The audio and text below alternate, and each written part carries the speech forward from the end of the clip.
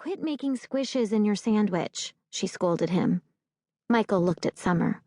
"Why are you so mad?" he asked. "Mad? I'm not mad, Michael. Why should I be mad?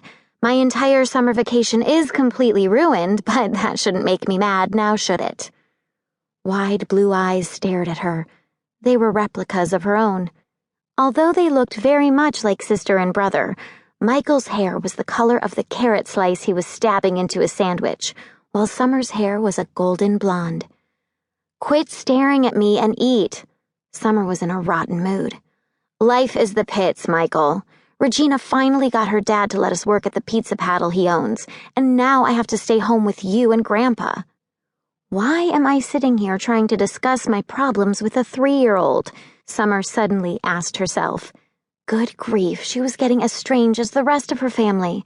And they were strange. She had come to that conclusion years ago, even before Grandpa had moved in with them. She loved all of them dearly, but sometimes their behavior embarrassed her. Her father put in long hours at his flower shop and truly seemed to enjoy his work, but, honestly, sometimes their house looked like the city botanical gardens.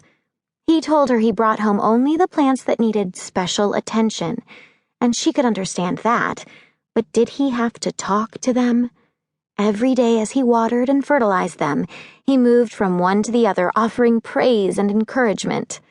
If people outside her family observed this ritual, Summer was confident they'd think he'd lost his mind. Her mother, on the other hand, was so busy trying to keep up with the family and the house and the shop that she sometimes tended to be a little absent-minded.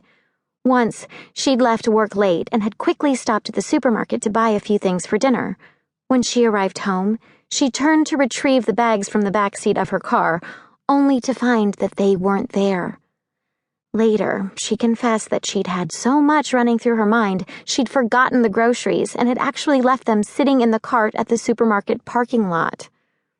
And then there was Summer's grandfather. He spent almost every waking hour down in the basement working on his inventions. He hadn't lived with them very long, but he fit right in with her eccentric family. They had become so accustomed to the loud noises coming from below, they didn't even react anymore. "Anybody home?" The call from the front door interrupted Summer's thoughts, and the high-pitched voice of Regina Morgan, her best friend, brought a smile to her face. "Come in," Summer yelled. "We're in the kitchen."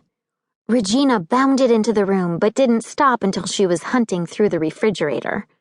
"Hungry?" Summer teased. It was a joke, of course. Regina was always hungry. Regina shrugged a reply. She crossed over to the kitchen table with an apple in one hand and a can of grape soda in the other, and plopped down with all the grace of a skinny giraffe. "Hi, Mike. Summer, I just got back from my checkup at the doctor's, and I grew another inch," Regina mumbled between bites of apple. "I'm going to be an Amazon, I just know it." "No, you're not," Summer said with heartfelt sympathy. She knew how awkward Regina felt about her height and wanted to help her feel better. After all, they were best friends. "When the boys catch up with you..." "Summer, I measured 5 feet 8.5 inches. She visibly winced at the admission. "Maybe I should try out for the boys' basketball team." "Don't be silly. You'd kill yourself.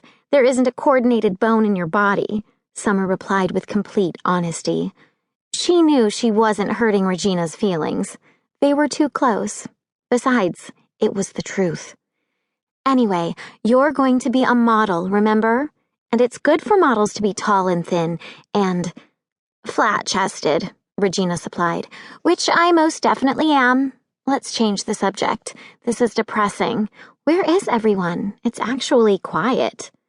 "Mom's working at the flower shop with Dad, and Grandpa is in the basement," Regina added. She had the habit of finishing Summer's sentences for her, and sometimes the trait bothered Summer, but not today. "Has he finished his remote control vacuum cleaner?" Regina understood about Grandpa, and she never laughed. That was one of the reasons she was her best friend, Summer acknowledged. She really understood. "I think so, but he hasn't tried it out upstairs yet.